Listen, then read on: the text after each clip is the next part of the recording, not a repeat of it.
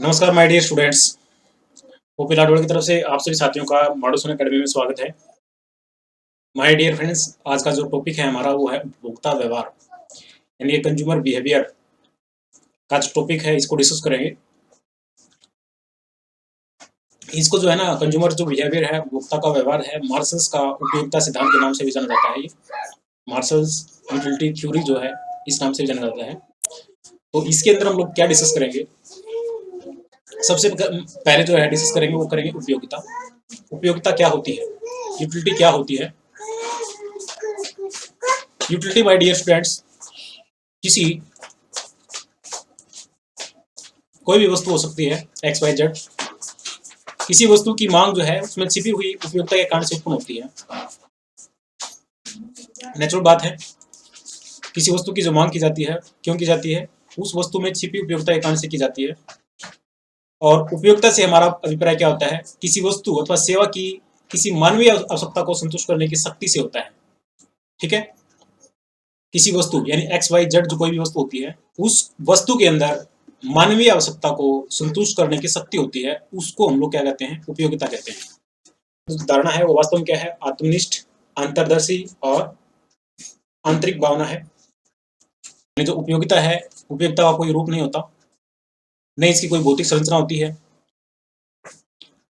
ये सिर्फ और सिर्फ जो है मानसिक संरचना के ऊपर निर्भर करती है, ये होती है उपयोगिता। अब उपयोगिता के अंदर जो है दो बातें हैं, एक उपयोगिता और एक संतुष्टि। उपयोगिता क्या होती है और संतुष्टि क्या होती है, इस बात को भी हम लोग जान लेते हैं एक बार, उपयोगिता क्या होती है और संतुष्टि क्या होती है। अगर बात करें उपयोगिता की, तो उपयोगिता से हमारा अभिप्राय क्या है, प्रत्याशित उपयोगिता से होता है। प्रत्याशित जो कि मिलने वाली है, वही जो है संतुष्टि से हमारा अभिप्राय क्या होता है कि प्राप्त उपयोगिता से होता है।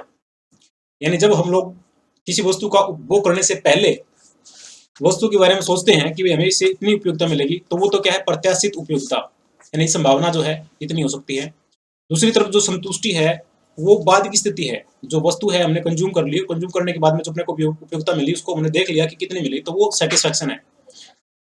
इस प्रकार से क्या कह सकते हैं कि उपयोगिता, उपभोक्ता जो है उपयोगिता के बारे में उसमें विचार करता है जब किसी वस्तु को खरीदने की सोच रहा होता है, लेकिन संतुष्टि जो है वह उस समय अनुभव करता है जब वह वस्तु का उपभोग कर चुका होता है। तो उपयोगिता जो है पहले की स्थिति होती है और जो सेटिस्फेक्शन यानी जो संतुष्टि है वो बाद की स्थिति होती है। पॉइंट की बात है।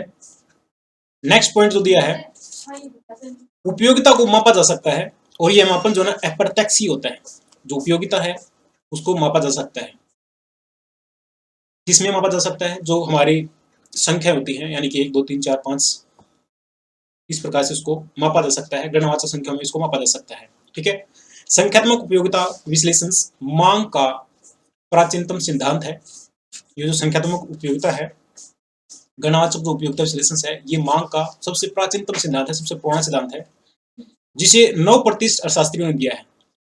9 प्रतिष्ठित अर्थशास्त्रियों ने दिया है, परंतु इसे मार्शल्स द्वारा अंतिम रूप प्रदान किया गया, इसलिए इसे क्या कहते हैं, मार्शल्स का उपयोगिता विश्लेषण सिद्धांत कहा जाता है। तो मार्शल्स ने इसको अंतिम रूप दिया, इसलिए इसको मार्शल्स के उपयोगिता विश्लेषण के सिद्धांत के रूप में जाना जाता है। नेक्स्ट स्लाइड पर चलते हैं। इसमें देखिए क्या इंपॉर्टेंट बात है, उपभोक्ता व्यवहार यानी जो कंज्यूमर बिहेवियर जो हम लोग डिस्कस कर रहे हैं, यही जो है सूक्ष्म आर्थिक विश्लेषण की प्रारंभिक कड़ी है। सूक्ष्म आर्थिक विश्लेषण का मतलब यहाँ पर है कि जो माइक्रो इकोनॉमिक्स है, माइक्रो इकोनॉमिक्स का जो है सबसे पहला टॉपिक यही है, उपभोक्ता व्यवहार। सूक्ष्म आर्थिक विश्लेषण की प्रारंभिक कड़ी क्या है, उपभोक्ता का व्यवहार। तो उपभोक्ता जो है किसी वस्तु की मांग क्यों करता है, मांग क्यों की जाती है, मांग इसलिए करते हैं क्योंकि किसी वस्तु के अंदर हमारी आवश्यकता को संतुष्ट करने की शक्ति होती है, इसलिए हम लोग वस्तु की मांग करते हैं। ठीक है, क्या नोट किया गया है, उपभोक्ता वस्तु की मांग उसमें निहित उपयोगिता के कारण से करता है, नेचुरल बात है। तो जो उपयोगिता है वो क्या हो गया, उपयोगिता क्या है, उपयोगिता का अर्थ हुआ हमारी आवश्यकता को संतुष्ट करने की शक्ति है कोई। ठीक है, यानी उपयोगिता क्या है, हमारी जो आवश्यकता होती है, आवश्यकता को संतुष्ट करने की कोई शक्ति है जो हमारी जरूरतों को पूरा करती है, वो क्या है, उपयोगिता है। तो जो उपयोगिता है वो एक सापेक्षिक शब्द है। कैसा शब्द है, सापेक्षिक है। और उपयोगिता का संबंध अनुमानित संतुष्टि से है, वास्तविक संतुष्टि से नहीं है। हम लोग इसको अनुमान लगा सकते हैं कि मैं एक कप चाय की पीता हूँ तो मुझे इसे इतनी उपयोगिता मिलेगी, या फिर एक केला खाता हूँ तो उससे मुझे इतनी उपयोगिता मिलेगी। ये अनुमानित संतुष्टि होती है, वास्तविक संतुष्टि नहीं होती। संख्यात्मक उपयोगिता की मान्यताएं, यानी जो मार्शल्स का जो संख्यात्मक उपयोगिता विश्लेषण है उसकी मान्यताएं क्या क्या है वो मान्यता डिस्कस कर लेते हैं। तो उपयोगिता विश्लेषण की जो मान्यता पहली है वो है तर्कपूर्ण ढंग से व्यवहार करता है। कौन करता है? उपभोक्ता का व्यवहार की बात करते हैं तो उपभोक्ता क्या करता है? तर्कपूर्ण ढंग से क्या करता है? व्यवहार करता है। ठीक है। दूसरी मान्यता क्या बनती है कि इसके अंदर जो मुद्रा है, मुद्रा की जो सीमांत उपयोगिता होती है वो क्या होती है? स्थिर होती है। हमने अभी तक पहले पढ़ा है कि जो वस्तु होती है, कोई भी वस्तु XYZ जो है, उसका जब हम लोग उपभोग करते हैं तो उसके उपभोग करने से जो उपयोगिता मिलती है ना, वो जैसे जैसे हम लोग मतलब उसकी इकाइयों का उपभोग बढ़ाते जाते हैं, यानी एक वस्तु के बाद में दूसरी, दूसरी के बाद में तीसरी, तीसरी के बाद चौथी, जब उपभोग बढ़ाते हैं ना तो उससे जो मिलने वाली जो उपयोगिता होती है वो क्या होती है? घटती जाती है। जैसे आप लोग रोटी खाते हैं, पहले रोटी से आपको मतलब जो है ज्यादा उपयोगिता मिलती है, यूटिलिटी मिलती है। जैसे दूसरी खाते हैं तो दूसरी से जो उपयोगिता मिलती है ना वो पहले के मुकाबले कम मिलती है। तीसरी खाते हैं तो तीसरी से जो उपयोगिता मिलती है ना वो दूसरे से कम मिलती है। यानी कि क्या आती है कि उपयोगिता जो होती है वो घटती जाती है, सीमांत उपयोगिता क्या होती है? घटती जाती है। लेकिन यहाँ पर हमने क्या माना कि जो मुद्रा की जो सीमांत उपयोगिता है वो क्या होती है? स्थिर होती है। इसको हमने कंस्टेंट मान लिया। क्या कर रहे हैं? डिस्कस मान्यताएं। और नेक्स्ट पॉइंट क्या है कि उपयोगिता स्वतंत्र होती है। उपयोगिता स्वतंत्र होती है, इसका मतलब ये हुआ कि एक्स वस्तु से जो उपयोगिता मिलती है ना वो वाई वस्तु से मिलने वाली उपयोगिता से स्वतंत्र है, उसका उसके ऊपर कोई प्रभाव नहीं पड़ता। ठीक है। एक वस्तु की उपयोगिता का अपना महत्व होता है, दूसरी वस्तु की उपयोगिता से उसके ऊपर कोई प्रभाव नहीं पड़ता। इस प्रकार की बात है ये। नेक्स्ट पॉइंट क्या है कि वस्तु के उपभोग से प्राप्त उपयोगिता का परिमाणात्मक माप संभव है। परिमाणात्मक माप संभव है, इसको गणनावाचक संख्या में माप सकते हैं। ये इसकी एजम्पशंस है। जो मार्शल्स का उपयोगिता विश्लेषण है इसके अंदर हमने मान लिया कि जो उपयोगिता है उसको गणनावाचक संख्या में हम लोग क्या कर सकते हैं? माप सकते हैं, मापा जा सकता है। गणनावाचक उपयोगिता विश्लेषण का प्रयोग किया गया है तो इसको हम लोग उपयोगिता, जो उपयोगिता है उसको हम लोग माप सकते हैं। गणनावाचक संख्या है इसके अंदर। एक रोटी खाने से 4 उपयोगिता मिली है, दूसरी खाने से 3 मिली है, तीसरी खाने से 2 मिली है, चौथी खाने से 1 मिली है। ये जो उपयोगिता घटती जा रही है इसको हम लोग माप सकते हैं, गिन सकते हैं, काउंट कर सकते हैं। और जो उपयोगिता की बात है, उपयोगिता को मापा किसने? मापा तो सबसे पहले फीसर्स जो शास्त्री हैं उन्होंने सबसे पहले जो है ना उपयोगिता को मापने के लिए यूटिल शब्द का प्रयोग किया था। तो उस उपयोगिता को हम लोग माप सकते हैं, यूटिल के अंदर माप सकते हैं। लेकिन यहाँ पर जो उपयोगिता है, उपयोगिता के बारे में मार्शल्स ने कहा कि इसको हम लोग गणनावाचक संख्याओं में माप सकते हैं।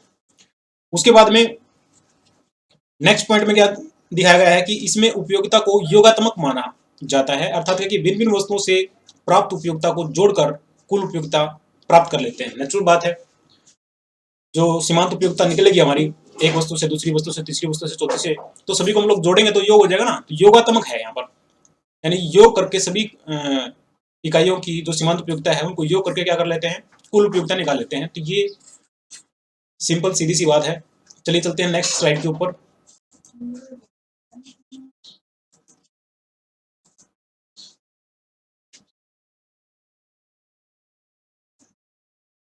नेक्स्ट स्लाइड में माय डियर, जो उपयोगिता का जो विचार है, उपयोगिता का विचार क्या है? नैतिक दृष्टि से उदासीन होता है।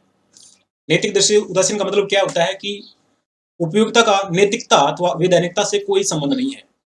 इसका मतलब ये हुआ कि अगर कोई ड्रिंकर है या फिर कोई स्मोकर है तो उसको ड्रिंक करने से या फिर स्मोकिंग करने से उसको उपयोगिता मिलती है। हालांकि स्मोकिंग करना, ड्रिंकिंग करना मतलब जो है गलत बात है या नैतिक बात नहीं है, लेकिन उपयोगिता तो है उसके अंदर क्योंकि वो कंज्यूम करते हैं उसको। ड्रिंकर जो है, स्मोकर जो है वो बीड़ी सिगरेट पीते हैं, ड्रिंक करते हैं तो उससे वो उपयोगिता लेते हैं। तो यहाँ पर क्या बताया गया है कि जो उपयोगिता का जो विचार है वो नैतिकता से उदासीन होता है, अर्थात नैतिकता से या फिर वैधानिकता से इसका कोई संबंध नहीं है। उपयोगिता मापन की यहाँ पर 2 विचारधाराएं हैं जो हम लोग डिस्कस करेंगे। पहली जो विचारधारा है वो क्या है कि गणनावाचक दृष्टिकोण। गणनावाचक दृष्टिकोण जो है किसने दिया है? नवप्रतिष्ठ अर्थशास्त्री मार्शल्स ने दिया है। गणनावाचक दृष्टिकोण यानी कि मार्शल का दृष्टिकोण है। ठीक है, ये नवप्रतिष्ठ अर्थशास्त्रियों के द्वारा दिया गया है। और जो क्रमवाचक है, क्रमवाचक जो है दृष्टिकोण जो है हिग्स और एलन के द्वारा दिया गया है। तो इनसे भी इंपॉर्टेंट प्रश्न कई बार बनता है कि गणनावाचक जो दृष्टिकोण है, गणनावाचक उपयोगिता विश्लेषण जो है वो किसके द्वारा दिया गया है, तो वो मार्शल के द्वारा दिया गया है। कौन से अर्थशास्त्री हैं ये, नवप्रतिष्ठित अर्थशास्त्री हैं। कर्मवाचक दृष्टिकोण जो है किसके द्वारा दिया गया है, ये हिग्स और एलन के द्वारा दिया गया है। ये भी काफी इंपॉर्टेंट पॉइंट है। चलिए बहुत बढ़िया। उसके बाद में क्या आता है कि यहाँ पर जो मार्शल है, मार्शल्स ने क्या बताया, मार्शल्स के अनुसार उपयोगिता मापनीय है। हमने पहले बात कर ली कि ये उपयोगिता को हम लोग माप सकते हैं, जिसे मुद्रा के माध्यम से मापा जा सकता है। ठीक है। और उपयोगिता की गणना का आधार क्या है, वो कीमत है। किसी वस्तु की कीमत होती है, वो उपयोगिता का मापन का आधार है, उपयोगिता की गणना का आधार है। ठीक है। और मार्शल्स के अनुसार क्या है कि उपयोगिता को गणनावाचक संख्या में हम लोग क्या कर सकते हैं, माप सकते हैं। ये बात रिपीट हो रही है। पेरेटो, हिग्स और एलन, ये जो अर्थशास्त्री हैं, आधुनिक अर्थशास्त्री हैं, इन्होंने क्या किया, मार्शल्स के गणनावाचक उपयोगिता विचार से सहमति प्रकट नहीं की। यानी ये जो पेरेटो है, हिग्स है, एलन है, ये क्या कहते हैं कि जो मार्शल्स ने जो गणनावाचक विश्लेषण दिया है ये ठीक नहीं है, गलत है। क्यों? क्योंकि उपयोगिता जो है व्यक्तिगत की बात करता है, यानी सब्जेक्टिव की बात करता है, और मनोवैज्ञानिक यानी कि साइकोलॉजिक विचार की बात करता है। ये सब्जेक्टिव भी है और साइकोलॉजिक विचार भी है। ठीक है, वस्तुगत नहीं है ये कहते हैं। इसलिए इसकी क्या की, क्रिटिसाइज की है, इसकी आलोचना की है। किसने? पेरेटो ने, हिग्स ने, एलन ने। अब अर्थशास्त्र के अंदर क्या होता है कि जो क्रिटिसाइज करता है वही कुछ नया नियम देता है कि भाई मार्शल्स ने तो ये किया, ये गलत है, हम देते हैं, ये देखो। अब ये क्या कहते हैं, ये कहते हैं कि हिग्स और एलन, यानी कि हिग्स और एलन क्या कहते हैं, हिग्स और एलन के द्वारा एक दूसरा नियम दिया गया है जिसको क्या बोलते हैं यहाँ पर, कर्मवाचक दृष्टिकोण। यानी हिग्स और एलन ने कर्मवाचक दृष्टिकोण पर आधारित उदासीनता वक्र विश्लेषण प्रस्तुत किया है, जिसमें संतुष्टि स्तर को प्रदर्शित करने के लिए गणनावाचक संख्याओं के स्थान पर कर्मवाचक संख्या का प्रयोग किया है। ठीक है। मार्शल्स ने तो किया है गणनावाचक उपयोगिता का, लेकिन ये हिग्स और एलन क्या कर रहे हैं, कर्मवाचक विश्लेषण का। तो कर्मवाचक विश्लेषण और गणनावाचक विश्लेषण दोनों ही जो है ना नियम है, जो कि किससे रिलेटेड है, उपयोगिता विश्लेषण से रिलेटेड है। तो दो नियम है, एक तो मार्शल्स का गणनावाचक उपयोगिता विश्लेषण से, दूसरा क्या की कर्मवाचक विश्लेषण से। जो गणनावाचक उपयोगिता विश्लेषण से किसके द्वारा दिया गया है, मार्शल्स के द्वारा दिया गया है, और जो कर्मवाचक विश्लेषण है वो हिग्स और एलन के द्वारा दिया गया है। चलिए नेक्स्ट स्लाइड पे चलते हैं, इंपॉर्टेंट पर्सन्स की तरफ। ये लोग सीमांत उपयोगिता का अर्थ, हम लोग किसी वस्तु का उपभोग करते हैं, दूसरी वस्तु का उपभोग करते हैं, तो इससे क्या होता है कि कुल उपयोगिता में कुछ अंतर आता है, तो वो क्या होता है, सीमांत उपयोगिता होती है। सीमांत उपयोगिता का मतलब क्या होता है कि एक अतिरिक्त इकाई से मिलने वाली उपयोगिता सीमांत उपयोगिता होती है। हम ये भी कह सकते हैं कि एक अतिरिक्त इकाई का उपभोग करने से कुल उपयोगिता के अंदर कितना अंतर आता है, इसको सीमांत उपयोगिता भी कहते हैं। ठीक है। सीमांत उपयोगिता कुल उपयोगिता की परिवर्तन की दर को बताती है, यही बात है ना। यानी कि सीमांत उपयोगिता क्या है कि कुल उपयोगिता में जो अंतर आता है उसको सीमांत उपयोगिता कहते हैं। और इसमें क्या दिखाया गया है, बताया गया है कि सीमांत उपयोगिता कुल उपयोगिता की परिवर्तन की दर को बताती है। ठीक है। इसको कैसे निकाला जा सकता है, इसको इस सूत्र के द्वारा निकाला जा सकता है, ये वाला सूत्र। अब ये जो बात है ये हमने डिस्कस कर ली है, marginal utility is equal to total utility minus total utility n minus 1। यानी कुल उपयोगिता के अंदर जो अंतर आता है वो सीमांत उपयोगिता होती है, मार्जिनल यूटिलिटी होती है। उसके बाद हम चलते हैं नेक्स्ट स्लाइड के ऊपर। नेक्स्ट स्लाइड में क्या है, इस स्लाइड के अंदर हमने सिर्फ देखा कि मार्जिनल यूटिलिटी क्या होती है, सीमांत उपयोगिता क्या होती है। तो नेक्स्ट पे चलते हैं। नेक्स्ट में चित्र का प्रयोग करना पड़ेगा, लेकिन चित्र हम लोग नहीं डिस्कस करेंगे क्योंकि यहाँ पर अपने पास में वो पेज नहीं है, फिर भी हम लोग बता देते हैं। एक ये है ग्राफ और एक ये है ग्राफ। दोनों ग्राफ में क्या लेते हैं हम लोग, नीचे लेते हैं इकाई यानी कि क्वांटिटी ऑफ एक्स लेते हैं, क्वांटिटी ऑफ एक्स लेते हैं, और दोनों के वाई एक्सिस के ऊपर हम लोग क्या लेते हैं, यूटिलिटी लेते हैं। यहाँ पर हम लोग मार्जिनल यूटिलिटी लेते हैं और यहाँ पर हम लोग टोटल यूटिलिटी लेते हैं, टी यू ले लेते हैं। ठीक है। तो मैं जो बता रहा हूँ यहाँ पर मार्जिनल यूटिलिटी की बात करते हैं तो क्या होता है, ये जो मार्जिनल यूटिलिटी कर्व होता है ये क्या होता है, नेगेटिव होता है, यानी कि डाउनवर्ड होता है। इसका मतलब ये होता है कि जैसे जैसे हम लोग किसी वस्तु की अतिरिक्त इकाई का प्रयोग करते जाते हैं तो उससे मिलने वाली जो उपयोगिता होती है घटती जाती है। इस कारण से इसका जो स्लोप होता है क्या होता है, डाउनवर्ड होता है, नेगेटिव होता है, ऊपर से नीचे की तरफ होता है, बाएं से दाएं नीचे की ओर होता है। ठीक है। और ये क्या होता है कि एक समय ऐसा भी रहता है कि जब यहाँ पर जीरो हो जाता है, यानी मार्जिनल यूटिलिटी क्या है, घटती जाती है। जैसे जैसे हम लोग किसी वस्तु की अतिरिक्त इकाई का प्रयोग करते जाएंगे तो उपयोगिता जो होगी क्या होगी, घटती जाएगी। और एक समय ऐसा आएगा कि वो 0 भी हो जाएगी, ठीक है, और एक समय ऐसा भी आएगा वो नेगेटिव भी हो जाएगी।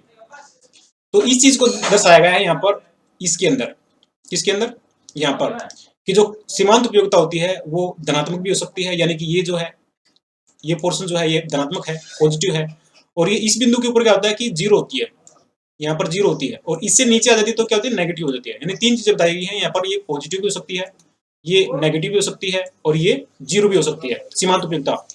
लेकिन कुल उपयोगिता, कुल उपयोगिता क्या होती है, जब सीमांत उपयोगिता घट रही होती है तो कुल उपयोगिता क्या हो रही है, बढ़ रही है, यानी कि कुल उपयोगिता क्या होती है, बढ़ रही होती है। यहाँ पर जब सीमांत उपयोगिता 0 होती है, यहाँ पर इस बिंदु के ऊपर होती है, तो कुल उपयोगिता क्या होती है, हाईएस्ट पॉइंट के ऊपर होती है, यानी कि अधिकतम होती है, यहाँ पर इस पॉइंट के ऊपर अधिकतम होती है। और जैसे ही सीमांत उपयोगिता नेगेटिव हो जाती है, यानी कि ओ एक्सिस से नीचे चली जाती है, तो सीमांत उपयोगिता जो कुल उपयोगिता होती है वो क्या होती है, घटना शुरू कर देती है। तो 3 बातें जो है इसके अंदर डिस्कस की गई है। तीनों बातें क्या है, पहली बात तो की है कि जब सीमांत उपयोगिता घट रही होती है तो कुल उपयोगिता क्या हो रही है, बढ़ रही होती है। जब सीमांत उपयोगिता घट रही होती है तो क्या होता है, कुल उपयोगिता क्या हो रही है, बढ़ रही होती है। दूसरी बात जब सीमांत उपयोगिता 0 होती है तो कुल उपयोगिता क्या होती है, अधिकतम होती है। और यहाँ पर सीमांत उपयोगिता जब घटना शुरू करती है, ऋणात्मक हो जाती है, नेगेटिव हो जाती है, तो कुल उपयोगिता भी क्या होती है, घटना शुरू कर देती है। तो 3 बातें इसके अंदर डिस्कस की है, नोट करने वाली बात थी। चलिए चलते हैं नेक्स्ट स्लाइड के ऊपर। ये जो डाउनवर्ड है, यानी कि सीमांत उपयोगिता जो ह्रास नियम है, यानी कि जो नीचे की तरफ चल रहा है, ये किसने दिया है, तो ये दिया है फ्रेंच के अर्थशास्त्री हरमैन हेनरिक गोसेंस। किसने दिया है, फ्रेंच के अर्थशास्त्री हैं, नाम है हरमैन हेनरिक गोसेंस, और इसी के नाम से जो है इस नियम को जाना जाता है, यानी कि गोसेंस के नाम से जाना जाता है। और इसको हम लोग क्या कहते हैं, गोसेंस का प्रथम नियम भी कहते हैं। इसलिए क्या कहलाता है, गोसेंस का प्रथम नियम कहलाता है, इसी के नाम से है ये नियम।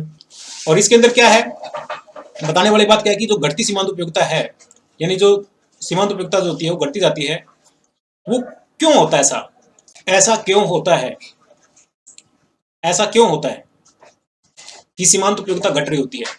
तो ऐसा इसलिए होता है क्योंकि जो हमारी इच्छाएं होती हैं, आवश्यकताएं होती हैं, वो क्या होती है, अनंत होती हैं। नीड्स, जरूरत, आवश्यकता क्या होती है, अनंत होती हैं। किंतु किसी विशिष्ट इच्छा को पूर्ण रूप से तृप्त किया जा सकता है, एक को तो किया जा सकता है, सभी को नहीं किया जा सकता है, यानी कि सभी जरूरतों को पूरा नहीं किया जा सकता है, एक को किया जा सकता है। इस कारण से, यानी कि इच्छाएं क्या होती है, अनंत होती हैं, किंतु की किसी विशिष्ट इच्छा को पूर्ण रूप से तृप्त किया जा सकता, सभी को नहीं किया जा सकता। इसलिए जो है ना ये घटता, यानी घटती सीमांत उपयोगिता का नियम लागू होता है, यानी कि जो डिमांड कर्व होता है वो क्या होता है, डाउनवर्ड होता है। दूसरी बात क्या होता है कि जो विभिन्न वस्तुएं होती हैं वो अपूर्ण रूप से क्या होती है, स्थानापन्न होती है।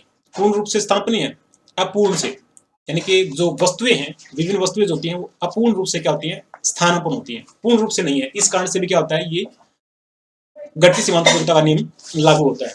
तो हम लोग किसी वस्तु का वो करते हैं तो उससे मिलने वाली जो उपयोगिता होती है वो लगातार क्या होती है, घटती जाती है। निचोड़ तो बात का यही है, सीमांत उपयोगिता ह्रास नियम। अतिरिक्त लाभ जो एक व्यक्ति किसी वस्तु के स्टॉक की मात्रा में वृद्धि के कारण से प्राप्त करता है।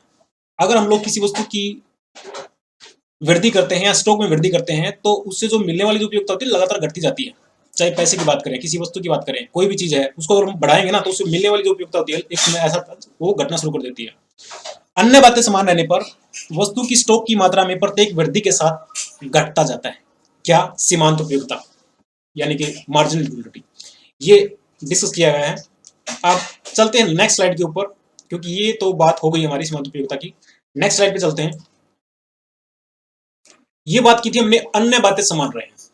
अन्य बातें समान रहने का मतलब क्या है, यहाँ पर अन्य बातें समान रहने का मतलब यहाँ पर है कि उपभोग का निरंतर क्रम, उपभोग का क्या है, निरंतर क्रम। यानी जब हम लोग किसी वस्तु का उपभोग करते हैं तो ऐसा नहीं कि हमने जैसे कि केला खाया, एक सुबह खा लिया, एक कल खाया, एक परसों खाया, एक अगले दिन खाया, ऐसी बात करेंगे तो उसमें क्या होता है कि निरंतरता नहीं है। निरंतरता होनी चाहिए, उपभोग का क्या होना चाहिए, निरंतर क्रम होना चाहिए। तब जो है जो हमारी सीमांत उपयोगिता होती है वो लगातार क्या होगी, घटती जाएगी। आप एक कप चाय पीते हैं, दूसरा कप तुरंत पीते हैं, तीसरा कप तुरंत पीते हैं, चौथा कप फिर तुरंत पीते हैं, तो क्या होता है कि हर अतिरिक्त कप से जो उपयोगिता मिलेगी वो घटती जाएगी। लेकिन दूसरी तरफ अगर आप एक कप पहले पीते हैं, मतलब आज पीते हैं, एक कप कल पीते हैं, तो उससे उपयोगिता थोड़ी घटेगी। तो यहाँ पर किसकी बात की है, क्रम की बात की है, निरंतर क्रम की बात की है कि अपने को वो लगातार उपभोग करना चाहिए। दूसरा पॉइंट क्या दिखाया कि उपभोग इकाइयां जो है पर्याप्त आकार की हो, यानी कि जो उसका साइज है वो बिल्कुल समान होना चाहिए, एक जैसा होना चाहिए। पर्याप्त आकार में ऐसा भी है कि जैसे कि हम लोग कप की बात कर रहे हैं, चाय के कप की, एक चाय का एक जो चाय का कप है वो तो काफी है, लेकिन अगर हम लोग बात करें चम्मच की, एक चम्मच चाय पीते हैं, दूसरी चम्मच चाय पीते हैं, फिर तीसरी पीते हैं, फिर चौथी पीते हैं, तो उसके ऊपर क्या है कि सीमांत उपयोगिता के ऊपर कोई फर्क नहीं पड़ेगा। यहाँ पर उसका एक साइज होना चाहिए, पर्याप्त आकार होना चाहिए, ये बता रहा है। समरूप वस्तुएं होती हैं, समरूप वस्तु या फिर इकाई होती है, यानी कि एक समान होती है, ठीक है। स्थानापन्न वस्तुओं की कीमतें क्या होती है, स्थिर होती हैं, ये भी हमने मान लिया, ये अन्य बातें समान रहे। आय और उपभोग प्रवृत्ति क्या रहे, स्थिर रहे, आय और उपभोग प्रवृत्ति क्या रहे, स्थिर रहे, और उपभोक्ता की मानसिक दशा अपरिवर्तित रहे।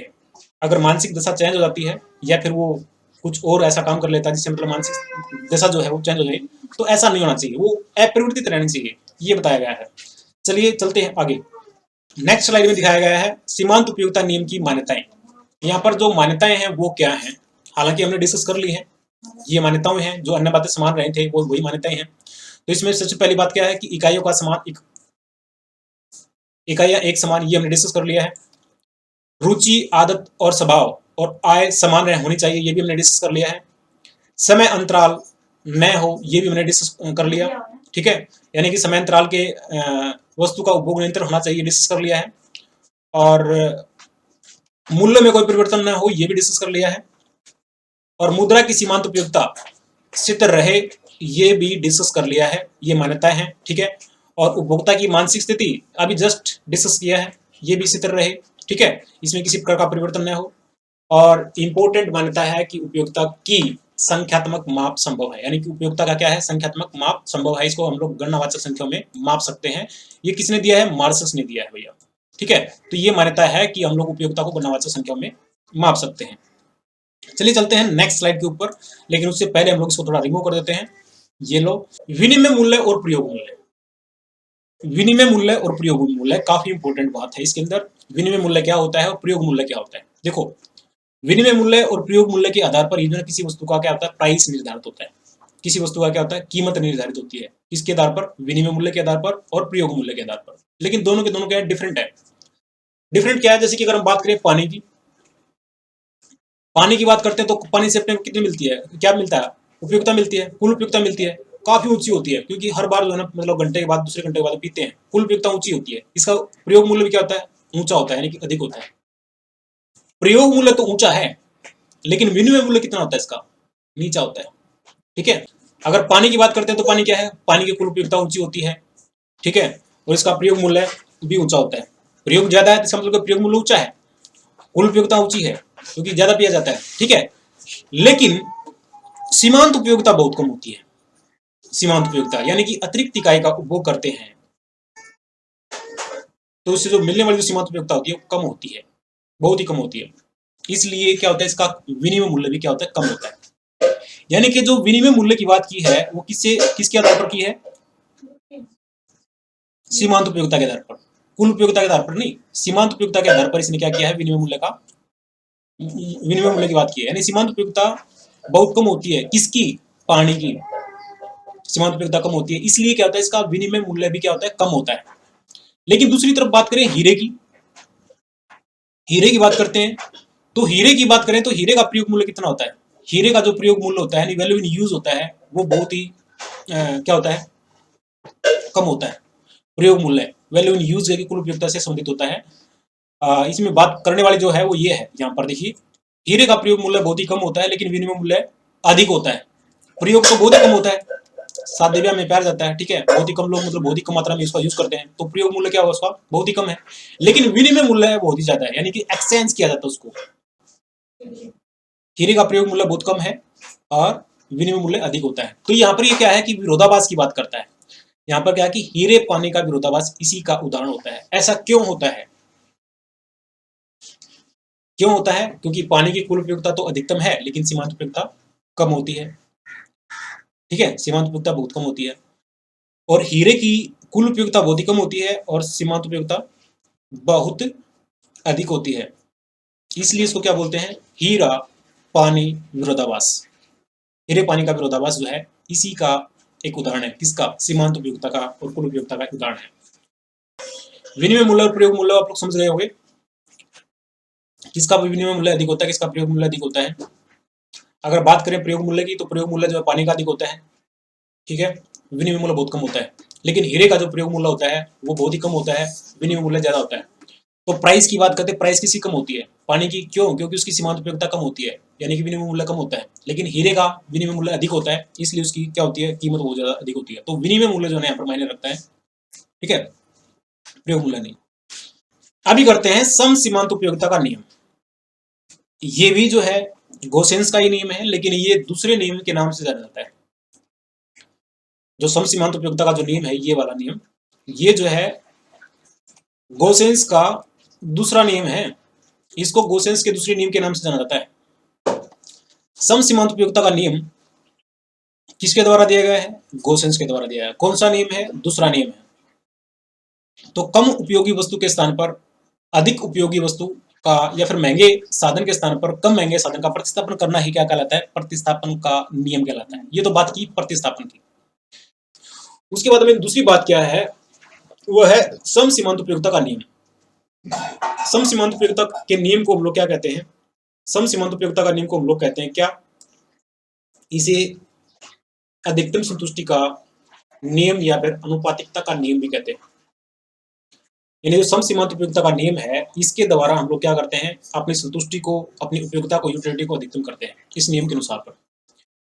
तो क्या है ये नियम, कैसे करते हैं इसके अंदर मतलब हम लोग अपनी उपयोगिता को अधिकतम, इस बात को हम लोग डिस्कस करेंगे अभी कि सम सीमांत उपयोगिता के नियम के अनुसार हम किस प्रकार अपनी उपयोगिता को अधिकतम करेंगे, वो ग्राफ के द्वारा भी देखेंगे।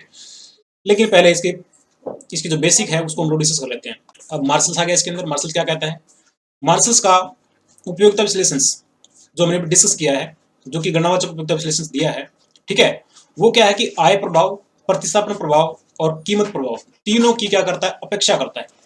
अभी जो गणनावाचक उपयोगिता विश्लेषण दिया है, जो मार्शल्स का था, मार्शल्स के नाम से मतलब जो है वो नियम है गणनावाचक उपयोगिता विश्लेषण, उसने क्या किया? उसने कुछ चीजों को छोड़ दिया, यानी जैसे कि आय प्रभाव, प्रतिस्थापन प्रभाव और कीमत प्रभाव। काफी इंपॉर्टेंट पॉइंट है, आय प्रभाव, प्रतिस्थापन प्रभाव और कीमत प्रभाव। इन तीनों को छोड़ दिया, यानी कि इसकी अपेक्षा की है। इसलिए क्या किया? ये नया नियम आया, सम सीमांत उपयोगिता का नियम। ये किसने दिया? गोसेंस ने दिया। कौन सा नियम है? दूसरा नियम है। और इसी के बारे में क्या बताता है प्रोफेसर डाल्टन? प्रोफेसर डाल्टन क्या कहते हैं? इसे अधिकतम सामाजिक कल्याण का सिद्धांत। मूलत क्या है कि सामाजिक मूलत क्या था कि सम सीमांत उपयोगिता नियम पर आधारित है। किसकी बात की है? अधिकतम सामाजिक कल्याण के सिद्धांत की अगर बात की है, तो वो भी किसके ऊपर आधारित है? सम सीमांत उपयोगिता के नियम के ऊपर आधारित है। तो ये ऐसा क्या है कि इसके ऊपर हम लोग मतलब जो है एक उपभोक्ता अधिकतम संतुष्टि प्राप्त करता है इस नियम के अनुसार। तो कैसे, वो डिस्कस करेंगे। उपयोगिता फलन से मांग वक्र की उत्पत्ति होती है। तो उपयोगिता फलन यानी जो डिमांड फंक्शंस है, उसी के द्वारा क्या होता है कि मांग वक्र की उत्पत्ति होती है। तो ये ग्राफ की बात है, एक मतलब टेबल की बात है, टेबल में डिस्कस करेंगे। इंपॉर्टेंट पॉइंट डिस्कस कर रहे हैं। तो पूरक वस्तुओं में सम सीमांत उपयोगिता का नियम लागू होता है। किसमें लागू होता है भैया? पूरक वस्तुओं में। पूरक वस्तु होती है तो सम सीमांत उपयोगिता का नियम लागू होगा, ठीक है। और इंपॉर्टेंट बात क्या है इसके अंदर? बोल्डिंग कहता है। बोल्डिंग, बोल्डिंग अर्थशास्त्री है, नाम थोड़ा अजीब लगता है, लेकिन बोल्डिंग, बोल्डिंग क्या कहता है? बोल्डिंग के अनुसार अविभाज्य वस्तुओं में सम सीमांत उपयोगिता का नियम लागू नहीं होता। अब बात करते हैं सम सीमांत उपयोगिता का नियम कहां पर लागू नहीं होता? तो बोल्डिंग के अनुसार अविभाज्य वस्तुओं में, अविभाज्य वस्तुओं में सम सीमांत उपयोगिता का नियम लागू नहीं होता। और दूसरी बात क्या की है? सम सीमांत उपयोगिता का नियम जो है गिफन, जो गिफन गुड्स होती हैं, उसका विरोधाभास जो होता है उसको स्पष्ट करने में ये असफल है। तो इसकी क्या की मतलब अच्छी बात भी बताती है। अच्छी बात क्या है कि पूरक वस्तुओं में सम सीमांत उपयोगिता का नियम लागू होता है। पहली बात तो ये होगी कि ये जो है किसके ऊपर लागू होता है? पूरक वस्तुओं पर लागू होता है। किसके ऊपर लागू नहीं होता? ये अविभाज्य वस्तुओं पर लागू नहीं होता। और गिफन वस्तुओं का क्या करता है? विरोधाभास करता है। तो इंपॉर्टेंट पॉइंट तो है ही, इसलिए नोट किए गए हैं। इसके बाद चलते हैं नेक्स्ट स्लाइड के ऊपर। उसके बाद में देखिए काफी इंपॉर्टेंट जो है पर्सन निकल के आ रहे हैं। ये देखिए सम सीमांत उपयोगिता का जो नियम है, देखिए क्या कहता है। ये जो है ग्राफ है, ग्राफ को डिस्कस करेंगे, लेकिन उससे पहले देखिए डेफिनेशन को देखिए क्या दिखाया गया है। सम सीमांत उपयोगिता का नियम यह बताता है कि उपभोक्ता की मौद्रिक आय, उपभोक्ता की मौद्रिक आय को विभिन्न वस्तुओं में इस प्रकार से वितरित किया जाता है कि प्रत्येक वस्तु पर खर्च किए गए अंतिम रुपए से मिलने वाली सीमांत उपयोगिता होती है वो क्या रहती है, समान रहती है। देखिए फिर से देखिए क्या बताता है, सीमांत उपयोगिता नियम यह बताता है कि उपभोक्ता की मौद्रिक आय को विभिन्न वस्तुओं में, यानी कि एक जो उपभोक्ता है वो अपनी आय को विभिन्न वस्तुओं पर इस प्रकार से वितरित करेगा यानी खर्च करेगा कि प्रत्येक अंतिम रुपए से मिलने वाली जो सीमांत उपयोगिता है वो क्या होगी, समान होगी। अगर ऐसी पोजीशंस को वो ध्यान में रख करके वस्तुओं का वो करता है तो उसको मैक्सिमम सेटिस्फेक्शन मिलता है, अधिकतम संतुष्टि मिलती है, ऐसा इसके अंदर दिखाया गया है। ठीक है, इस प्रकार क्या करता है, उपभोक्ता अपनी मौद्रिक आय को विभिन्न वस्तुओं पर इस प्रकार से व्यय करेगा कि विभिन्न वस्तुओं से प्राप्त सीमांत उपयोगिता और कीमतों का अनुपात क्या होगा, बराबर होगा। यानी कि एक जो उपभोक्ता है उसे अपनी मौद्रिक आय विभिन्न वस्तुओं पर इस प्रकार से खर्च करनी चाहिए कि विभिन्न वस्तुओं से प्राप्त सीमांत उपयोगिता तथा कीमतों का अनुपात बराबर हो। अगर ऐसा होता है तो उसको मैक्सिमम सेटिस्फेक्शन मिलता है पहले के मुकाबले, ऐसा इस नियम के अंदर दिखाया गया है और इसको हम लोग डिस्कस करेंगे, सम सीमांत उपयोगिता के नियम को। अब देखिए कैसे है ये, किस प्रकार की बात करना चाह रहा है ये। इसके लिए मैं एक टेबल दिखानी पड़ेगी, टेबल के माध्यम से हम लोग डिस्कस करेंगे कि किस प्रकार से एक जो उपभोक्ता होता है वो सम सीमांत उपयोगिता का नियम को फॉलो करके वो अधिकतम संतुष्टि प्राप्त करता है, तो वो कैसे होता है। देखिए